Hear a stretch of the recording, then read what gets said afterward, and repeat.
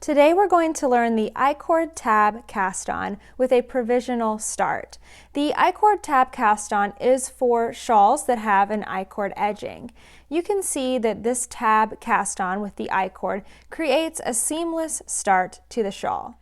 You will need waste yarn for your provisional cast-on, the color that you're going to use, a crochet hook for the provisional cast-on, and either double-pointed or circular needles. We're going to start by provisionally casting on 3 stitches. You can do this in any way that you like, but make sure you're using your waste yarn. I like to do this with a crochet cast on, so that's the method that I'm going to show here real quick. So first you just need to make a slip knot and place that onto your crochet hook.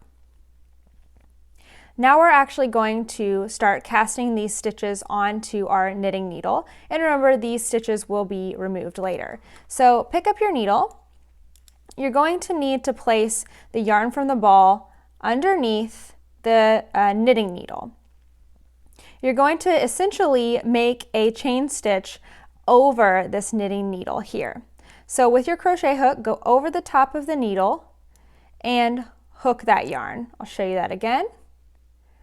Come over top the needle and hook the yarn, and you're going to pull it through that first stitch that you made. This is pretty awkward, but you can do it.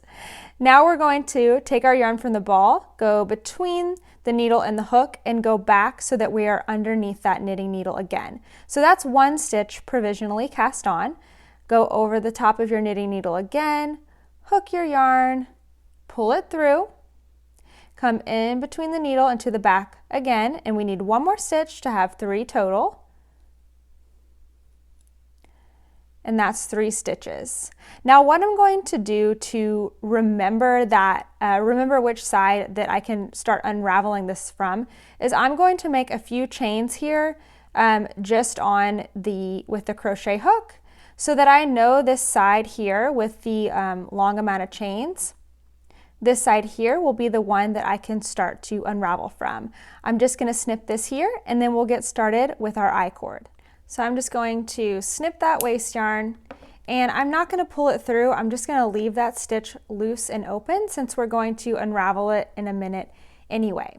So here I am ready to start my I-cord rows. I'm going to work 5 rows of I-cord. I haven't turned or done anything to my provisional cast on. I'm just going to start right here from the beginning. So I'm going to add in the color that I'm using for my actual project, and I like to add it in just by looping over and starting to knit.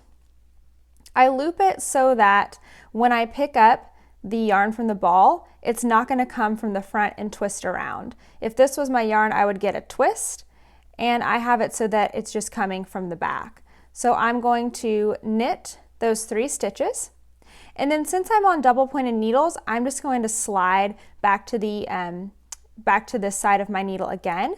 If I didn't have double pointed needles on a circular needle, you can slide across your cord, or you could simply transfer your stitches back over like this to work from right to left again.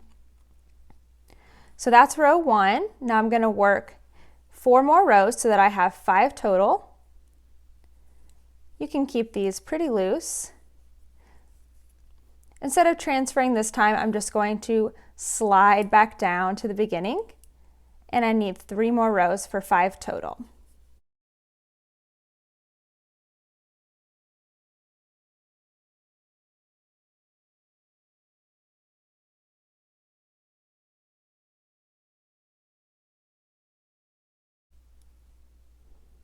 I've finished working my 5 rows, and I can count those. 1, 2, 3, 4, and the 5th one is on the needle. I'm going to slide one last time and get ready to work my 6th row.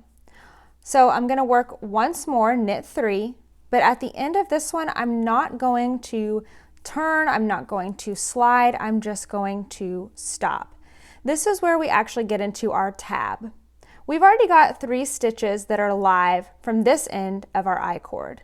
We're going to pick up 3 more stitches along the side of the I-cord, and then we're going to get the 3 stitches that we cast on provisionally at the beginning and take out our waste yarn. So we've already got these 3. So now we're going to rotate our tube so that we can pick up along this edge. So let's look a little closer at that. I have this row, the 5th row below. I'm not going to pick up there. I have 1, 2, 3 rows that I am going to pick up in, and then 1 more row that's attached with this darker pink. So make sure you don't get the very top row, you don't get the very bottom row, but you get these 3 rows in between. When I pick up my stitches as well, I'm going to be looking at this first column of knit stitches, and I'm only going to get this very back half, that left hand half. All right, so let's pick up and knit those 3 stitches. Skipping that first one, I'm going to get the very back half of that next stitch onto my left hand needle, and then I'm going to knit it. Then I'm going to get the next stitch and knit. One more time.